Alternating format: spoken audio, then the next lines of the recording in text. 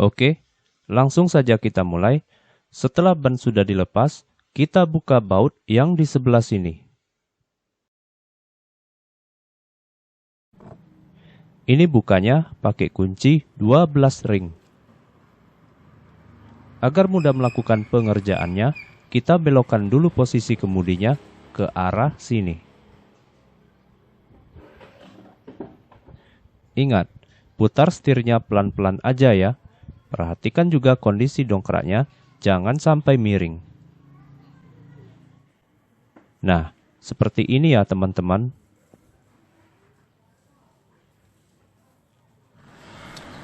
Kita buka bautnya. Kalau bautnya sudah lepas, angkat rumah cakramnya seperti ini.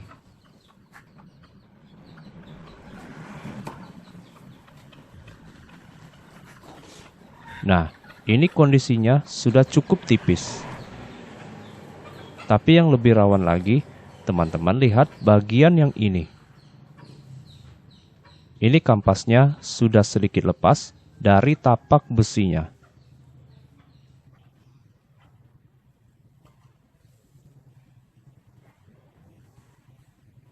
Jadi, jangan hanya terpaku dengan kondisi ketebalan kampas. Perhatikan juga umur kampasnya, baik dari berapa tahun pemakaian ataupun dari jumlah tempuh kilometernya. Lanjut, kita lepaskan kedua kampas rem ini.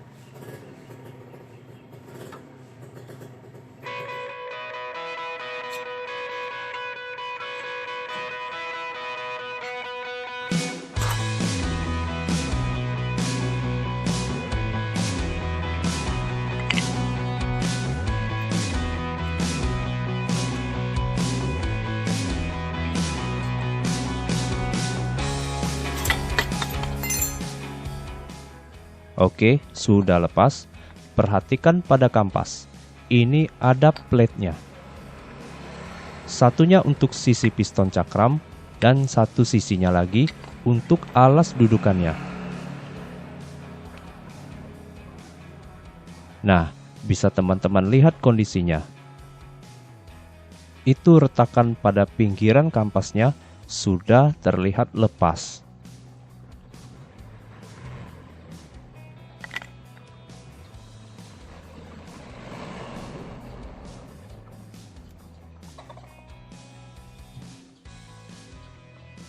Kembali ke rumah cakram, kita lihat dulu kondisinya.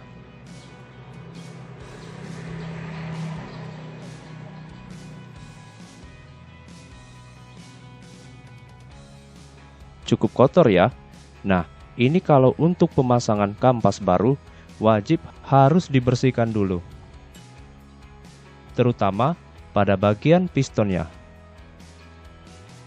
Supaya ketika pemasangan kampas barunya nanti, piston ini bisa masuk lagi ke dalam dengan kondisi yang bersih.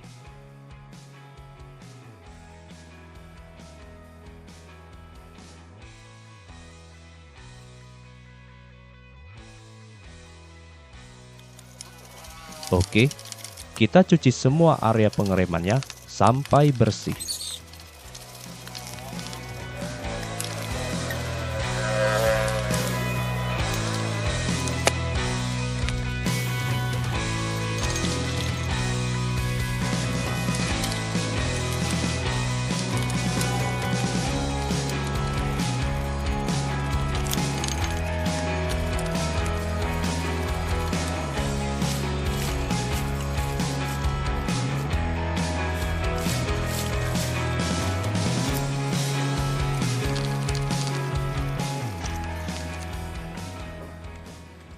Untuk bagian plate kampasnya ini, kita bersihkan juga.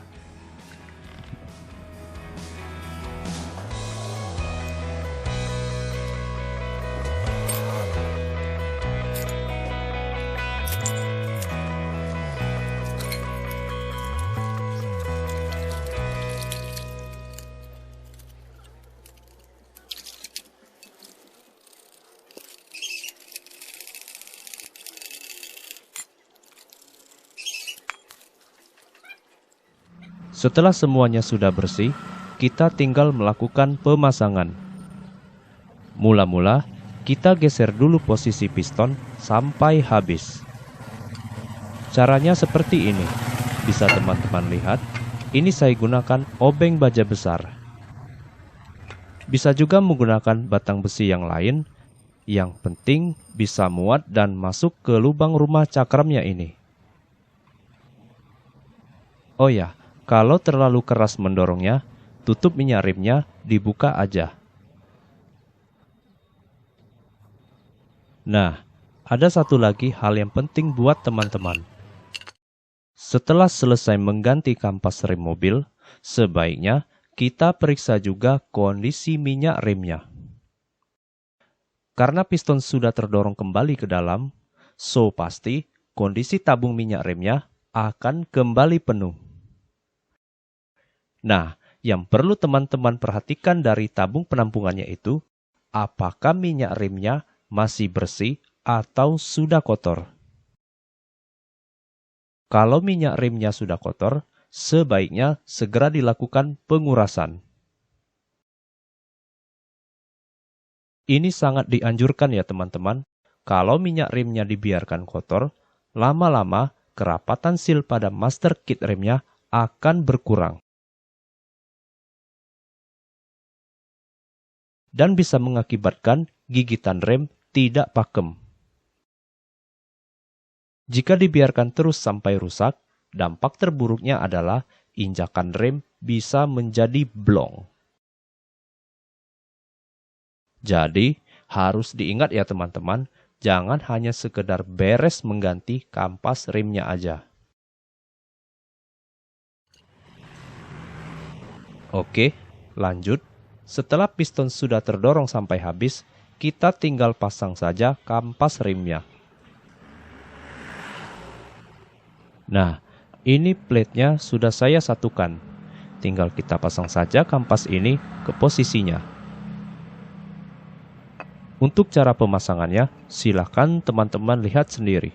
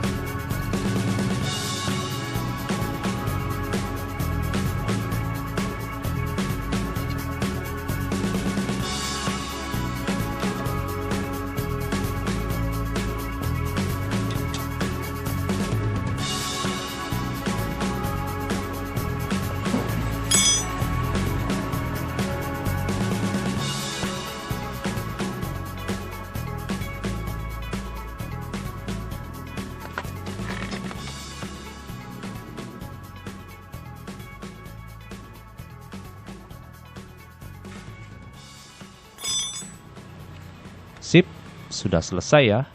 Untuk bagian sebelahnya, itu cara pemasangannya tetap sama. Baiklah teman-teman, sampai di sini dulu ya. Terima kasih sudah menyaksikan. Sampai jumpa.